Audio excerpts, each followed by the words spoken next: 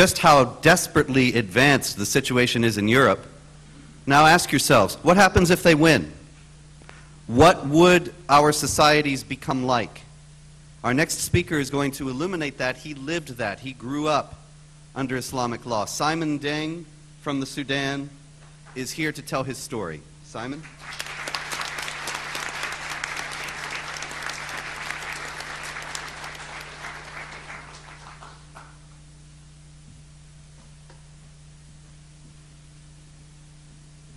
Good afternoon. Thank you, Robert, and thank you, Pamela, by inviting me here today. Again, I thank everybody for coming out, and most important, by giving yourself a time to listen to the voice of the victims. By having me here today, you have given me a chance to be the voice of those who have no voice under the Islamic law in the country of Sudan. As you know about Sudan, usually you assume that we are going to talk about Darfur, but that is not the case. I came from Sudan. I was born in the southern part of Sudan, a place which is devastated by a war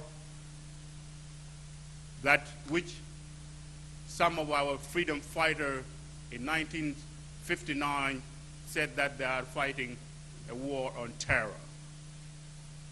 And that word is the one echo in the voice of the Islamic jihadists today against the infidels.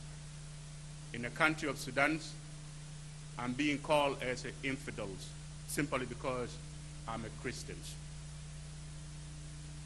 Believe it or not, as a Christian, I'm proud of my faith, and more important, today I'm proud to stand before you as a free man speaking to the free peoples in the free nations.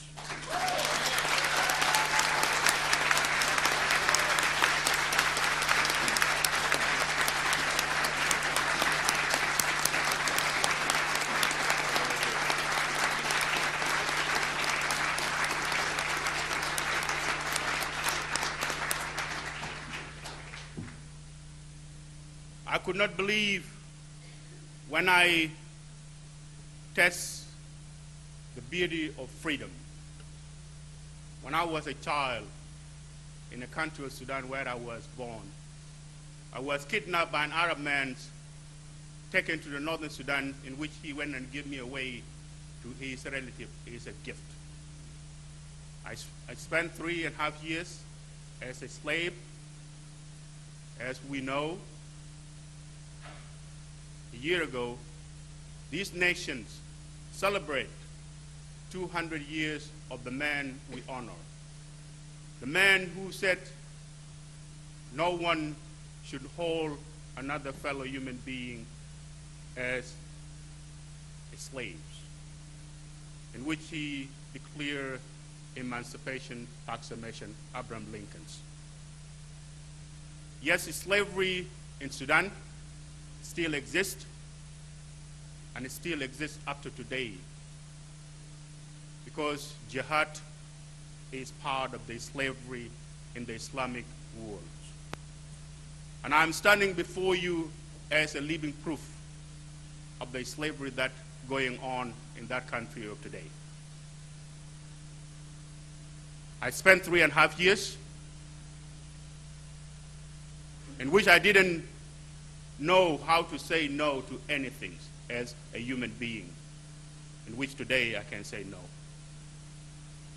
All I know then is yes, and yes to everything, even that a yes to the thing that a human being should not even tolerate. I'm no longer a slave today. But there are those in Sudan today under the Islamic law are being enslaved. We have hundreds of thousands Southern Sudanese Christians are being enslaved. Allow me to elaborate a little bit of what I'm talking about here. Sudan got independent from the British in 1950 1986, and the war on terror on the African Christian in southern Sudan by Islamic rulers in Khartoum started in 1955. The government of Khartoum, the Arab government in Khartoum, slaughtered 1.5 million southern Sudanese from 1955 until 1972. My fellow human beings, these are those being slaughtered because they happen to refuse not to convert to Islam. There was peace agreement being signed by the Northerners with the Southerners. And most Southerners, because they went through a lot, because nobody was there, even you as brother in Christ, never even pay attention on what was taking place over there. They embraced peace, but they was wrong because the same government that signed peace with them turned around in 1983 and decided that Sudan has to be ruled by the Sharia law. Yes, of course, you well know that Sudan is the only country in the continent of Africa, an African country, it became an Arab country, a country where everybody, some of them believe in African traditions, now it become run by the Sharia law. And the Southerners felt, how can we have a peace between us? And Nimeri went on to justify his position. And he went on, and I quote him, "For those who will not follow the rule of the law, or the rule of the lands, which is the Sharia law, I will declare jihad on them." For those who is talking about Addis Ababa agreements, this is not a Quran, or it is not a Bible. It is a piece of paper that I signed, in which I have every right to introduce the law which is good for the nations. And the Sharia law is the ones which is good for this nation. And the Sharia law was declared.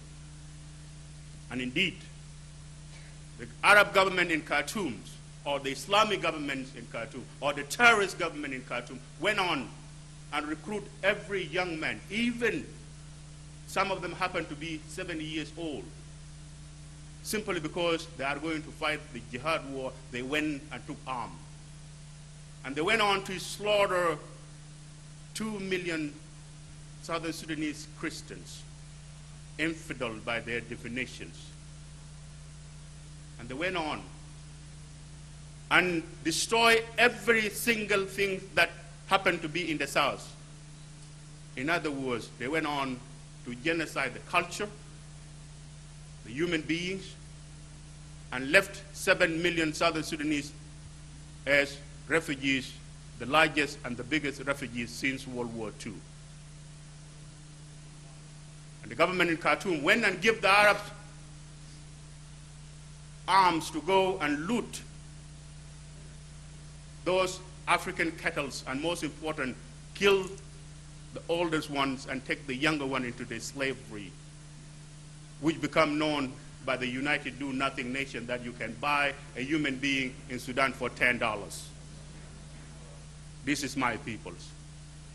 This is the people that I'm here as their voice. What was being done? Nothing was being done because nobody cared. Simply because nobody wanted to be there to question the atrocity being committed by the government in Khartoum, because they use it, the Islam. Since the Islam is the one being used, then who is want to be called as anti-Islam? And everybody, even people in these worlds, even our fellows, our elected officials in the Congress, in the Senate, even the White House, nobody questioning the government of Khartoum of the atrocities. My fellow human being, 1.5 million in the first war, and 2 million, 3.5 million lives being perished in the name of jihad. Even the word genocide was not being used, but this is hypothetically, who cares?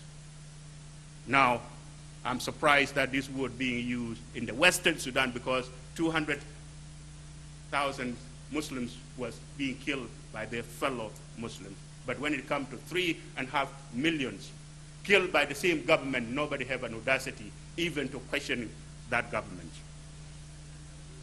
I came to this country about 20 years ago, and we came with a message to let you know that there is a threat coming to you, and more important, there is a threat coming to your freedom, that you are here proud of it. And we were told that because you went through a lot, you want to drag us in your conflicts.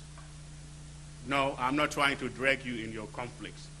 I'm being considered over there as an infidel. If I'm an infidel because I'm a Christian, what makes you?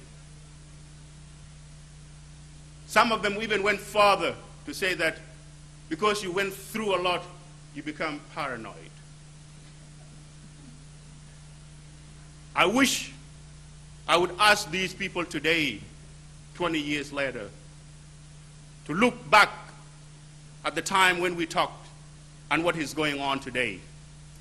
Today, look at what happens in Madrid. Then people become paranoid.